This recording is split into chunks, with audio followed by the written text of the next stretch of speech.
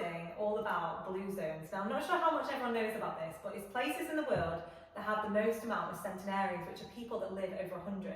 And it's places like Japan, Sardinia, all these places anyway. And we just got to chatting about what is the biggest factor for long life. Because, right, we all want to live longer, okay? And it's all about a sense of belonging and community. Obviously, there's loads of other factors, which we will talk about another day. But it just got us talking, didn't it, Leo? Because we're all about community. It was like a yes!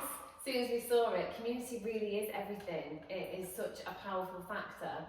There was a statistic in there, wasn't there? So I just wrote it down actually. It was saying that a 2010 study found that strong social relationships increase life expectancy by 50%, making it as crucial as quitting smoking. Smoking keeps going up for us, isn't it? Like, that is mad. 50%, not just like 5%. Yeah. Like, we are not realising in this day and age of, you know, being stuck on phones, working from home, like isolating ourselves, travelling alone, different things. We need to be around people. And not only that, we were saying we need to be around the right people. So it's all well and good if you have a community around you. You might have a really strong community, but if that community doesn't make you feel alive, if you come out of those spaces and environments with those people and you feel depleted, or you can't feel like you can be your true self, that isn't a good sense. That's not going to help you to elevate, to grow. You need to find the people that make you want to become a higher version of yourself. You know, we should all be pursuing growth, internal growth within ourselves, shouldn't we? And if you're just spending time around the same people that are just living on one level and it doesn't inspire you, then you're not going to change. Well, we all know that feeling when we kind of go into a place where we leave feeling drained, and it could be like, you know, I don't know, council meeting or something you don't really want to, or, you know, when you go and get like a speed awareness course. I've never been on one. But you know, like, you know, you leave and you're like, oh, just draining. No one wants to be here. We feel like the energy, and you feel completely low after. Now, switch it, reverse it. We go, like the other day, we had our networking event, 50 women all together, inspiring people, local businesses. How did we leave? Oh my gosh, the energy, it's lasting for days. It's still there, still like feel the vibrations from that day, because everybody was on such a high. The conversations that are happening in spaces like that, you know, nobody's talking about each other, they're not talking about people, they're talking about ideas and how to grow and wellness tips, or they're arranging to meet for coffees, new people, new relationships are forming. Like all you people, like on the community, we're hearing now, people like, oh, we met up and went for a coffee, and then I booked in Reiki with that lady that came to the event, and it's like, that's what the whole point of this community is for. We want you to actually try, if you're watching this, go and connect with someone in the chat and say, let's meet up, because this is what we're all about. Like, and you know, we might get quite settled in our lives with the people we surround ourselves with, and that's fine, like, you know, mums and sisters and brothers or whatever. But often I found personally, you do need someone else from different, well, there's a lot of research now that's showing that to become your most thriving, most successful self, you need to be around people that are already doing that.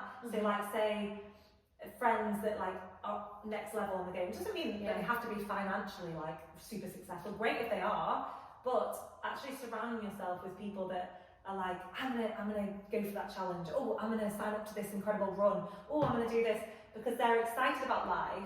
And maybe, I'm not saying that your family isn't, but maybe they're just a bit very relaxed around you, and they're not giving you that vibration that you need. And I think often we need to just look out for new people in our community. Yeah, finding your yes people and kind of minimising your time with the no people. I think that is such an important thing. You know, say you come home and you say to your parent, your friend, your best mate, even someone that's been your best mate since childhood, and you give them a really exciting idea and you're really excited about it, I'm going to do this, I'm going to do that.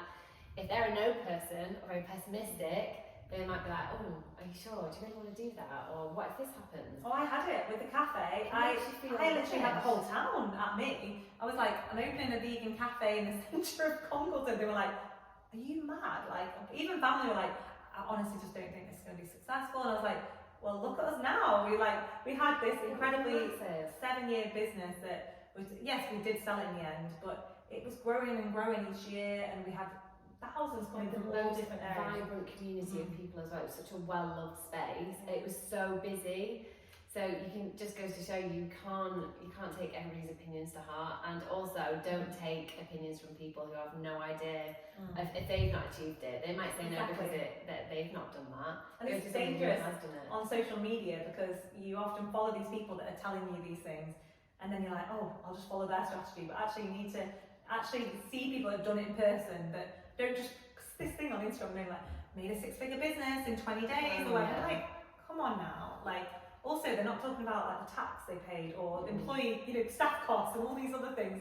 Like, we want real talk, and I think that it's important as well, consistency with these people, like having like that's why we were so keen to do the community, because it's all great meeting with someone once a month and getting this buzz, but then what about the rest of the year and your month?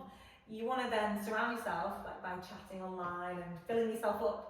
Even last night on this call, we did our first Zoom call, and it was beautiful, amazing. Like, we were learning from the women as well, like from you. Yeah, that's it. 'Cause everybody has something to share, and that's something that we really want to highlight to women, to everybody that's in the community. That every single one of you, every person has something to give. It's great that you're coming to connect and meet and learn, but don't forget that you have power as well. This internal knowledge, this wisdom. And everybody on that call had something to share last night, something to give back. I love that one about magnesium spray. We were chatting about sleep, and this lady said, well, if you spray it on your legs and it really tingles, it means you're actually more stressed because your body's reacted to it differently than if it doesn't. That was mind blowing, because every time I avoid putting it on my legs and put it on my but then apparently that just means I need it more, and I didn't know that. So we all learn something new every day. I was going to say as well, so actually belonging in a community, it's not just about raising us up. It actually has scientific, which I said before, about helping us with health issues, but reducing stress and overall mental health. So it says here, chronic loneliness increases the risk of early death, like we talked about, by 26%, comparable to lack of exercise. And social connection lowers cortisol and increases oxytocin, reducing anxiety and depression. So if you think about, I think I read a statistic the other day, I can't remember how much it was, but it was the amount of people that are on antidepressants in the UK was in the millions, insane, like amounts. I was like, this is just like half the population. And I don't know if it was that, don't count me on that, but it was crazy. And I just think that we need to be looking for alternatives and actually being around positive people. The difference it makes. I mean, the fact that spending time on your own can seriously impact your risk of diseases. That's just being on your own can make you more ill. Isn't as simple as that. We need to really understand the mind-body connection and how our thoughts, our feelings, our beliefs, all of that, and who we spend our time with, because that all affects our internal belief system and our internal dialogue. All of that can physically affect our physical body. 100%. And actually, it's all evolutionary. So it comes back to, we are made to be these in tribes, in small groups, or bigger groups back then, but we're meant to be sharing roles as well. Like when we have a baby, we're meant to have multiple people, the grandparents, the wise woman, all helping in that role, but we don't anymore. I'm sure people watching can relate. We have grandparents in other sides of the world, we have less help with children or just day-to-day stuff. So this is key as well that I talk about in our women's circles, that we've got to start asking for help from other people or finding those right people in your tribe that can help and support you, because no one's just going to do it for you. You have to ask. You have to put yourself out there. It's all about being brave and taking that step and joining a women's circle or going to a networking group or joining a walk or just making conversation with people that you meet in supermarkets, or if you've got kids and you're at a park and making friends with that mum. It can be so hard to put yourself out there because of that fear of rejection as well. But you could then make friends with somebody who's in the exact same circumstance. So many mums are isolated in particular, like they're working from home on their own, or they haven't got a job because they have the most important job in the world, taking care of their kids. So they're not out there with their co-workers every day, they're just having a conversation with a child every day. And I know that feeling so well, when you are just with your little one all day every day and you're having childlike conversations. You need adult conversations to stimulate the brain. It's so hard, and it says here we're actually hardwired, our brains are hardwired to seek out community for survival. And sadly we're seeking it through these phones and things like that instead. So it's great, you know, being on the online community, but actually meeting in person is so much more powerful. And it enhances our happiness and well-being. So a Harvard study of adult development, one of the longest studies on happiness, found that close relationships, not wealth or fame, are the biggest predictor of a happy and healthy life. Yeah, so what is success? Is it being rich and famous, or is it having some really meaningful relationships? We're all obsessed. We were talking about this earlier, weren't we, as well, before yoga.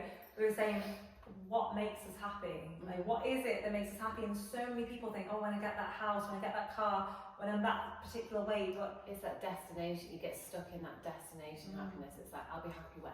It's like now, like just being here with Louise, just this and this beautiful community. Like, I had a pinch me moment the other day. Like, we've created this and we're bringing women together, and like you can do that too. You can create events in your local communities and just go out with someone and empower someone else's day.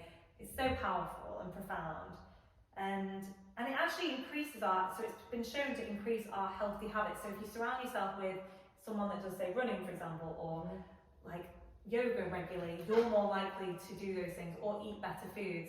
So they always say, like, you know, when you see these like diet plans and things, you're so much likely to do better if you're buddied up with someone doing it with you. Yeah, so if there's a hobby that you're interested in, spending time with somebody that does something like that. Conversely, if I was just saying to April before, the people that you choose to spend your time with, like I said earlier, if you were to spend all your time around 5 smokers, you're almost guaranteed to become the 6th smoker. If you spend your time around 5 millionaires, you're almost guaranteed to become that 6th millionaire. So true. Because you're listening to their kind of conversations, you're around that kind of energy, you're seeing the things that they do, the work ethic that they have. You pick up on that kind of energy and that vibration, and then you embody it yourself. 100%.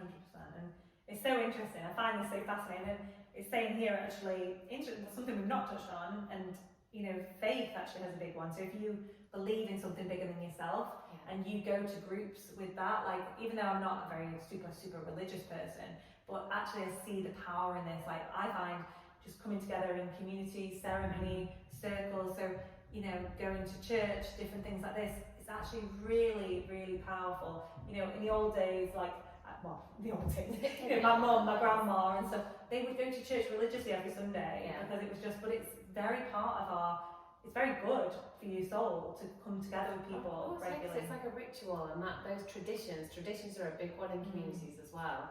You know, especially for children to grow up with traditions, it gives that sense of security and sense of pride, sense of belonging. That's how I think it is having that, and obviously there's pros and cons and different things like that, but it's like there's just having a group that you believe in. And like even with football, they say that actually some of the healthiest people, which is crazy to me, are actually these people that, you know, like proper insane football supporters that go to every match, they go in big groups, and they say that like they have some health benefits to them even though they're out, because they're actually going together in these community groups. That's a really powerful and they have community. such a focus point. You know, Man United, like I said, that they all believe in one thing. So I think it's about this village effect. You know, this is what we want to get across today, is we want to be like a village in this Wildemount community, and, you know, find your tribe, hold them in close. What we're hoping to do in time with this community is really get you to buddy up with people and, you know, work together to help succeed in your business growth and take it to the next level. And we're here to support you through that. And yeah, we're just so excited for the future, really. It's all feeling very, very good. Witnessing these conversations and these relationships in person, seeing them on the chat and in all the spaces online is so stunning. Yeah, so thank you for being here, and we hope you enjoyed this conversation today.